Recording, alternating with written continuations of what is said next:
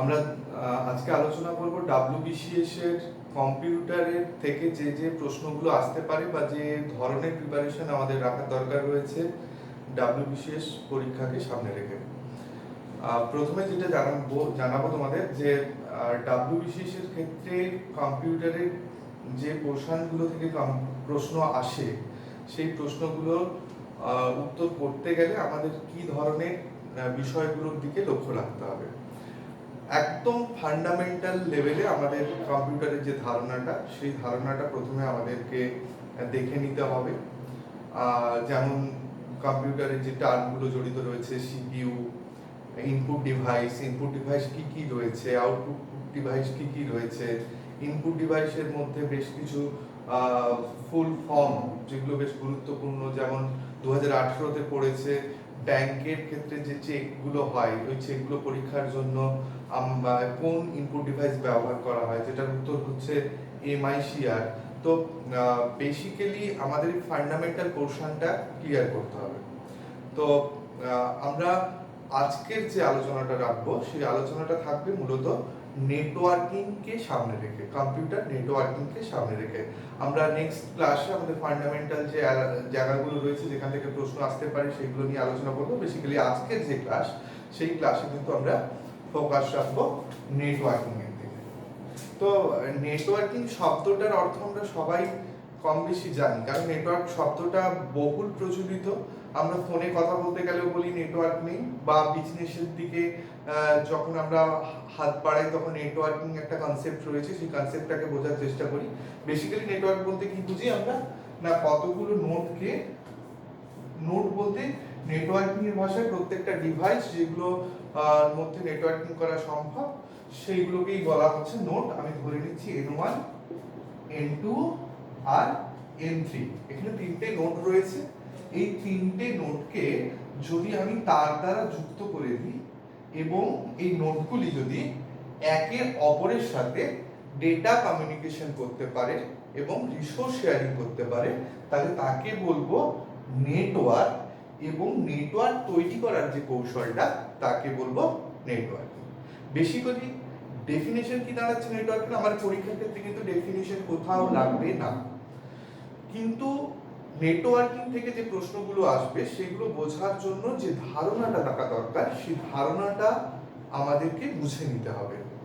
Networking এর সংজ্ঞা যদি আমি বলি তাহলে দুই বা ততোধিক কম্পিউটার, মনে রাখো কম্পিউটারের জায়গায় অন্যান্য ডিভাইস হতে পারে, যদি তার বা বেতারের মাধ্যমে যুক্ত হয়ে তথ্যের আদান প্রদান এবং সম্পদের ব্যবহার সম্পন্ন করতে পারে, তাহলে সেই ব্যবস্থাটাকে আমরা বলবো নেটওয়ার্ক।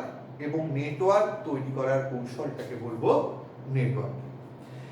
বেসিক্যালি এই নেটওয়ার্ক তৈরি করতে নেটওয়ার্ককে আমরা ভৌগোলিক দূরত্বের ভিত্তিতে তিন ভাগে ভাগ করি। Point to be noted, geographical স্পেসের উপর নির্ভর করে আমরা তিন ভাগে ভাগ করি। এক, ল্যান্ড; দুই, ম্যান;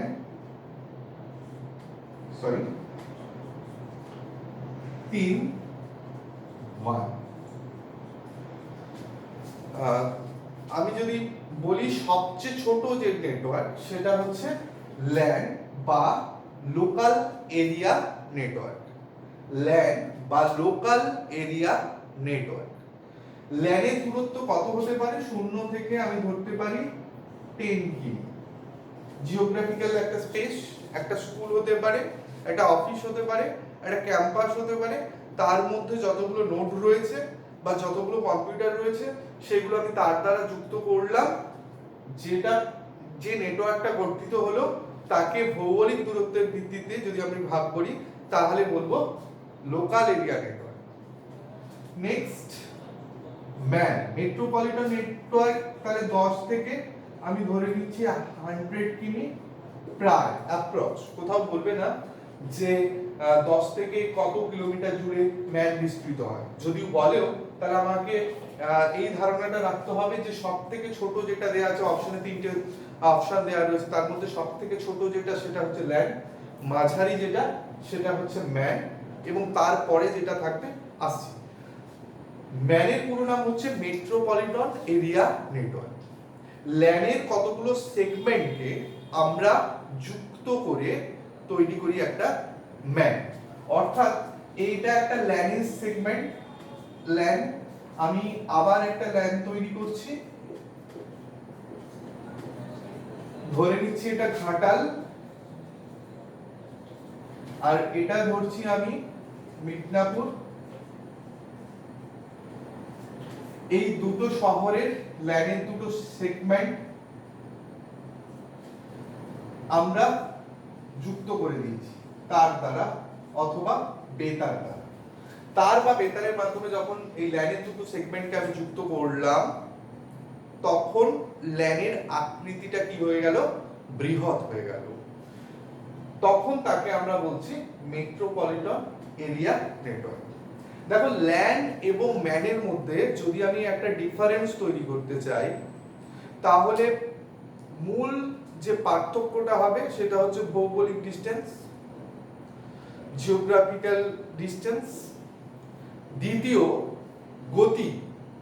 ল্যানের গতি কিন্তু বেশি হবে ম্যানের থেকে। কেন না, নেটওয়ার্কের আকৃতি যত বৃহৎ হতে থাকবে, নেটওয়ার্কের তথ্য আদান প্রদানের গতি কিন্তু স্বাভাবিকভাবেই কমতে থাকবে। 3 নাম্বার, খরচ। আমি যদি 10টা কম্পিউটারকে যুক্ত করতে চাই, তাহলে আমার যে খরচটা হবে, আমি যদি 10-এর বেশি কম্পিউটারকে যুক্ত করতে চাই তাহলে খরচ বেশি হবে। 4 নাম্বার, ল্যানের ক্ষেত্রে যে যন্ত্রাংশগুলি প্রয়োজন হয়, ম্যানের ক্ষেত্রে সেই যন্ত্রাংশগুলির থেকে আরো বিশেষ কিছু যন্ত্রাংশ ব্যবহার করা হয়। কি যন্ত্রাংশ ব্যবহার করা হয় সেগুলো আমরা পরবর্তী ক্ষেত্রে আলোচনায় আসছি। বেসিক্যালি আমাদের ল্যান এবং ম্যানের যে পুরো নাম, আমি যে পার্থক্যের ভিত্তিগুলো বললাম সেইগুলো একটু ধারণা রাখতে হবে। যেমন 2018 সালে ম্যানের ক্ষেত্রে কোন ডিভাইস ব্যবহার করা হয় একটি প্রশ্ন এসেছিল, তোমরা দেখতে পারো সেটা। নেক্সট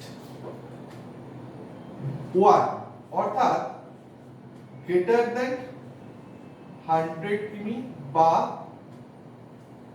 1000 কিমি বেশি দূরত্বর উপর যেটা গড়ে উঠছে, যে নেটওয়ার্ক গড়ে উঠছে, সেটা হচ্ছে 1 ওয়াইড এরিয়া নেটওয়ার্ক।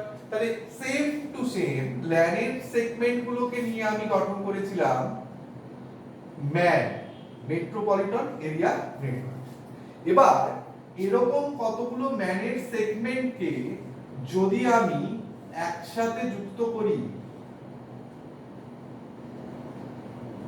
তাহলে যেটা পাবো সেটা হচ্ছে ওয়াইড এরিয়া নেটওয়ার্ক। প্রকৃতপক্ষে আমরা যেটাকে ইন্টারনেট বলছি, এটাকে আমরা ওয়ান হিসেবে ধরতে পারি বা ওয়াইড এরিয়া নেটওয়ার্ক হিসেবে ধরতে পারি। এখন একটা প্রশ্ন তোমরা ভাবতেই পারো যে ইন্টারনেট আর ওয়ান কি আলাদা? আমি বলবো যে ডিসটেন্স, ভৌগোলিক দূরত্বের উপর যদি ভিত্তি করে আমরা দেখি বিষয়টাকে, তাহলে দুটো হচ্ছে সেম। ইন্টারনেট কি?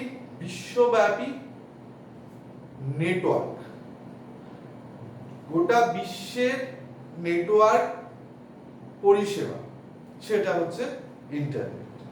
তাহলে নেটওয়ার্কের বেসিক্যালি আমরা নেটওয়ার্কে জিওগ্রাফিক্যাল স্ট্যান্ডার্ডে ভাগ করেছি, যেখানে পেয়েছি ল্যান, ম্যান এবং ওয়ান। আরেকটা জিনিস, আরেকটা ধারণা আমাদেরকে রাখতে হবে যে সিলেবাসটা কভার করার জন্য নেটওয়ার্কিং এ কয়েকটা বিষয় রয়েছে, মানে কমিউনিকেশন বিষয়টাকে আমাদেরকে বুঝতে হবে। তো লেটস সি কমিউনিকেশন। দেখো, আমি ক্লাস নিচ্ছি, আমার সাথে একটা কিন্তু কমিউনিকেশন তৈরি হচ্ছে। আমরা যদি পাশাপাশি দাঁড়িয়ে কথা বলি, সেটা একটা কমিউনিকেশন। যদি কথা বলি তবেই কিন্তু কমিউনিকেশনটা সম্ভব হবে। তো কমিউনিকেশন করার জন্য কি কি থাকতে হবে যদি আমি দেখি, তাহলে প্রথমে থাকতে হবে সেন্ডার। আর থাকতে হবে রিসিভার।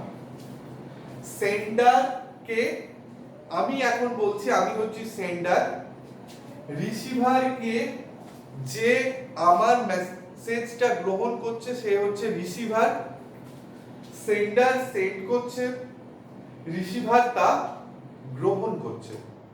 তাহলে কি কমিউনিকেশন হয়ে গেল? আর এর ভেতরে কি রহস্য লুকিয়ে রয়েছে আমরা এই সেন্ডার এবং রিসিভার এই দুজনকে যদি নিয়ে যাই চাঁদে, তাহলে কিন্তু কমিউনিকেশন এস্টাবলিশ হবে না। কেন হবে না? কারণ সেখানে কোনো মাধ্যম নেই। অর্থাৎ সেন্ডার এবং রিসিভারের মাঝখানে কিন্তু অবশ্যই থাকতে হবে মাধ্যমকে বা মিডিয়ামকে। এখানে বলে রাখি এই মিডিয়াম কিন্তু দুই প্রকার হয়, একটা হচ্ছে গাইডেড আর একটা হচ্ছে আনগাইডেড।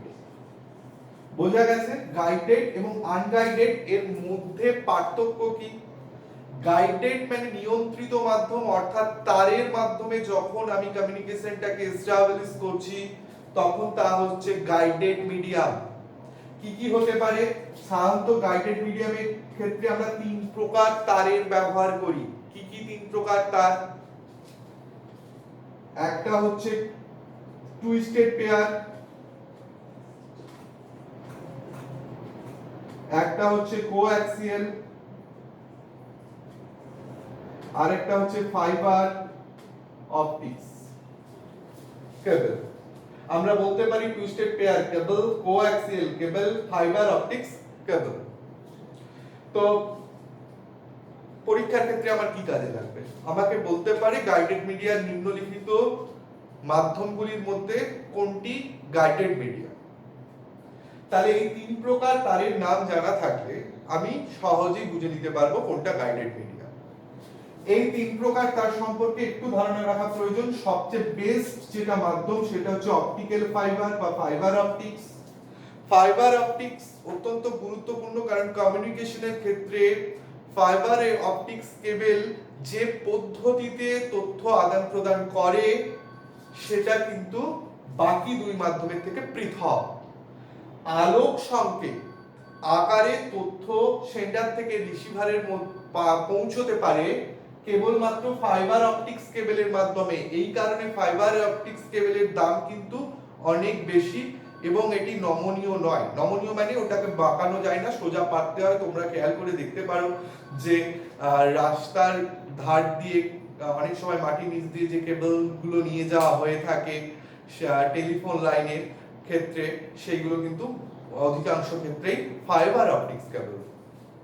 কোঅ্যাক্সিয়াল কেবল এটা ফাইবার অপটিক্স এর থেকে তুলনামূলক নিচু স্ট্যান্ডার্ড।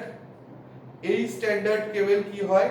কেবল লাইন, যেটা আমাদের বাড়ির যদি আমরা কেবল লাইনটাকে লক্ষ্য করি তাহলে দেখবো সেটটপ বক্সে যে কেবলটা ইন হচ্ছে অধিকাংশ ক্ষেত্রে কালো রঙের, এবং সেই তারের গঠন যদি বলি তাহলে এরকম একটা ছোট্ট তামার তার দেখতে পাবে।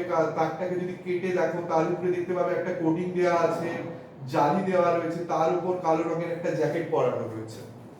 এই যে কেবলটা কেবল লাইনের ক্ষেত্রে ব্যবহার করা হচ্ছে সেটা হচ্ছে কোঅ্যাক্সিয়াল কেবল।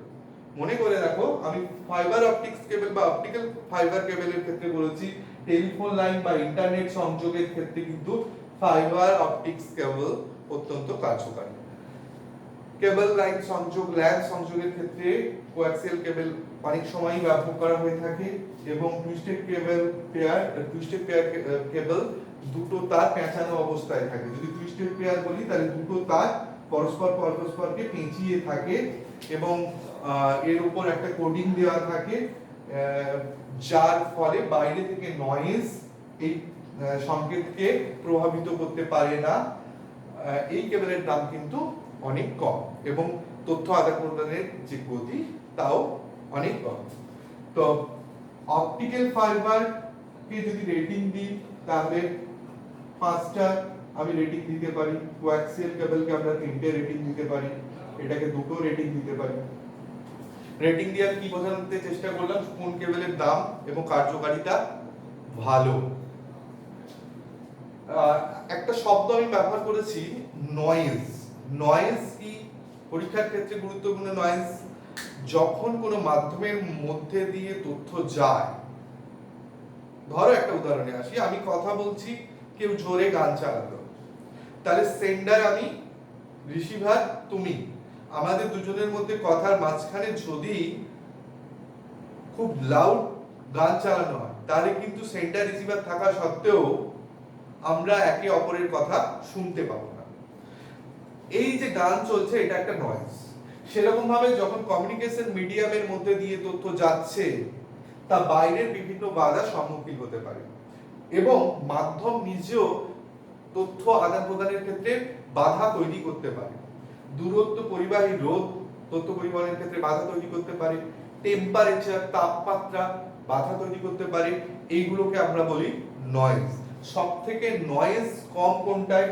অপটিক্যাল ফাইবার বা ফাইবার অপটিক্স, তারপরে কোয়াক্সিয়াল, তারপরে টুইস্টেড পেয়ার। এর ফলে কিন্তু কেবলের দাম কি হবে, মূল্য কি হবে, সেটা নির্ধারিত হয়। এটাও একটা প্যারামিটার। যেখানে আলোচনাটা ছিল আমাদের, তো কমিউনিকেশন এস্টাবলিশ করতে গেলে সেন্ডার দরকার, তাহলে 1 নম্বর সেন্ডার, 2 নম্বর রিসিভার, 3 নম্বর মিডিয়াম। মিডিয়ামেই আমি বলেছি দুটো হতে পারে, গাইডেড, আনগাইডেড। গাইডেড মিডিয়ামকে আমরা তিনটে ভাগে ভাগ করেছি। এবার আসি আনগাইডেড মিডিয়াম। আনগাইডেড মিডিয়াম মানে অনিয়ন্ত্রিত মাধ্যম। অনিয়ন্ত্রিত মাধ্যমে কি হয়? অনিয়ন্ত্রিত মাধ্যমের ক্ষেত্রে কোনো তার ব্যবহার করা হয় না। Bluetooth, infrared, radio wave, satellite communication সবগুলোই হচ্ছে আনগাইডেড মিডিয়ার উদাহরণ। বোঝা গেল? অর্থাৎ গাইডেড মিডিয়ামের ক্ষেত্রে তার ব্যবহার করা হয়, আনগাইডেড মিডিয়ামের ক্ষেত্রে তার ব্যবহার করা হয় না। আনগাইডেড মিডিয়ামকে, যার বাংলায় হচ্ছে অনিয়ন্ত্রিত মাধ্যম। এই উদাহরণ যেগুলো বললাম আমি, infrared, radio wave, satellite communication, এইগুলো সম্পর্কে আমাদের একটু ধারণা থাকা প্রয়োজন। মিডিয়ামের পর যেটা থাকা দরকার সেটা হচ্ছে মেসেজ। একটু ভেবে দেখো, সেন্ডার আমি যদি হই, রিসিভার তুমি যদি হও, এবং আমাদের মধ্যে যদি মাধ্যম বায়ু হয়, বা তুমি এখন আমার এই লেকচারটা যদি ইউটিউবে দেখতে পাও বা হোয়াটসঅ্যাপে দেখতে পাও, যদি তোমার কানেকশন না থাকে, অর্থাৎ মাধ্যম যদি না থাকে, তাহলে কিন্তু আমাদের কমিউনিকেশন যেভাবে সম্ভব নয়। একইভাবে ধরে নাও মাধ্যম রয়েছে, সেন্ডার রয়েছে, রিসিভারও রয়েছে, কিন্তু আমি যে নীরব ছিলাম এতক্ষণ, সেখানে কোনো মেসেজ ছিল না, অর্থাৎ কমিউনিকেশন হচ্ছিল না। অর্থাৎ কমিউনিকেশন এস্টাবলিশ হতে গেলে কিন্তু মেসেজও গুরুত্বপূর্ণ। ওকে স্যার, চারটেই রয়েছে, সেন্ডার রয়েছে, রিসিভার রয়েছে, মিডিয়াম রয়েছে, মেসেজ রয়েছে। তাহলে কমিউনিকেশন সম্ভব? আমি বলছি সম্ভব যদি সেখানে প্রোটোকল থাকে। প্রোটোকল কি? WBCS এর প্রিভিয়াস ইয়ারের যে কোশ্চেন, সেটা ঘাটলেই তোমরা দেখতে পাবে এই শব্দটা protocol. What is protocol? Protocol is a set of rules, অর্থাৎ একগুচ্ছ নিয়মের সমষ্টিকে বলা হয় প্রোটোকল। যেমন করোনা পরিস্থিতিতে সরকার একগুচ্ছ গাইডলাইন দিয়েছে, বাড়িতে থাকুন, হাত ধোন, মাস্ক পরুন, এই দোকান খোলা যাবে, এই দোকান বন্ধ থাকবে, পুরো যে রুলস, প্রতিটি যে নিয়ম, এই নিয়মের যে সমন্বয়, তাকেই আমরা বলছি protocol. Protocol is a set of rules, অর্থাৎ আমাদের কথা যখন আমরা বলছি, তার মাঝখানে কিন্তু একটা নিয়ম থাকা দরকার। এই নিয়ম, কথা বলার নিয়ম, ধরো দুজনেই একসাথে কথা বলছি, তাহলে কিন্তু কমিউনিকেশন এস্টাবলিশ হবে না। প্রোটোকলও থাকা দরকার। এবার আমাদের যেভাবে পড়তে হবে বিষয়গুলো, সেন্ডার সম্পর্কে আমরা জেনেছি, রিসিভার সম্পর্কে জেনেছি, মিডিয়াম সম্পর্কে আমাদেরকে পড়তে হবে। কোথায় পড়বো স্যার, একসাথে তো এত কিছু আমিও লেকচারে বলতে পারবো না। মিডিয়াম সম্পর্কে পড়ার জন্য তোমরা ক্লাস 12 এর নেটওয়ার্কিং বলে একটা চ্যাপ্টার রয়েছে, চ্যাপ্টারটা ফোকাস করতে পারো। সেখানে এই তারগুলো সম্পর্কে বলা রয়েছে, সেন্ডার রিসিভার সম্পর্কে বলা রয়েছে। প্রোটোকল সম্পর্কে তোমরা নেট সার্চ করে দেখতে পারো, ভালো বাংলা বইও রয়েছে। তোমরা ক্লাস 12 এর বইয়ে প্রোটোকলের সম্পর্কে কিছুটা ধারণা পেতে পারো। প্রোটোকলের কিছু গুরুত্বপূর্ণ মডেল রয়েছে, ওয়েবসাইট মডেল রয়েছে, টিসিপি/আইপি মডেল রয়েছে। এই যে শব্দগুলো আমি বলছি, এই শব্দগুলো সম্পর্কে এর পুরো নাম কি, এই বিষয়গুলো কিন্তু তোমাদের জানতে হবে এখান থেকে। প্রত্যেকটা প্রোটোকলের বিভিন্ন কাজ রয়েছে, সেই কাজগুলো সম্পর্কে তোমাদেরকে জানতে হবে। যেমন 2018-তে তোমার পড়েছে HTTP প্রোটোকলের পুরো নাম কি, HTTP প্রোটোকল কেন ব্যবহার করা হয়, এই বিষয়গুলো সম্পর্কে অল্প বিস্তর ধারণা থাকা প্রয়োজন। নেটওয়ার্কিং এর চ্যাপ্টারে আর যে জায়গাগুলোয় ফোকাস রাখতে হবে, প্রিভিয়াস ইয়ারের যে প্রশ্ন ধারাবাহিকতা, তার উপর ভিত্তি করে সোশ্যাল নেটওয়ার্কিং বা ই কমার্সের যে বিষয়গুলো রয়েছে সেইগুলো সম্পর্কে ধারণা থাকা দরকার। সোশ্যাল নেটওয়ার্কিং বলতে আমরা কি বুঝি, সোশ্যাল নেটওয়ার্কিং সাইট কোনগুলো, ই কমার্স সাইট কোনগুলো, এইগুলো কিন্তু আমাদেরকে জানতে হবে। আজকে আমি একটু শুরু করছি এই সোশ্যাল নেটওয়ার্কিং সম্পর্কে। সোশ্যাল নেটওয়ার্কিং হচ্ছে নেটওয়ার্কিং এর একটি অ্যাপ্লিকেশন, যার ফলে আজকে আমরা বাড়িতে থেকে একে অপরের সাথে যোগাযোগ তৈরি করতে পারছি। সোশ্যাল নেটওয়ার্কিং এর উদাহরণ কি হবে? সোশ্যাল নেটওয়ার্কিং এর উদাহরণ হতে পারে ফেসবুক, হতে পারে টুইটার, হতে পারে হোয়াটসঅ্যাপ, হতে পারে। এইগুলো হচ্ছে সোশ্যাল নেটওয়ার্কিং এর উদাহরণ। ই কমার্স কি? কমার্স মানে বাণিজ্য, ই কমার্স মানে বৈদ্যুতিক বাণিজ্য। বৈদ্যুতিক বাণিজ্যের মধ্যে যে সাইটগুলো রয়েছে, যেমন তোমার ফ্লিপকার্ট, অ্যামাজন, এইগুলো কিন্তু সবই হচ্ছে তোমার ই কমার্স সাইট। তোমরা এই বিষয়গুলোকে একটু দেখতে থাকো। ই কমার্স সাইট কোনগুলো, সোশ্যাল সাইট নেটওয়ার্কিং সাইট কোনগুলো, প্রোটোকল সম্পর্কে কিছু ধারণা রাখো।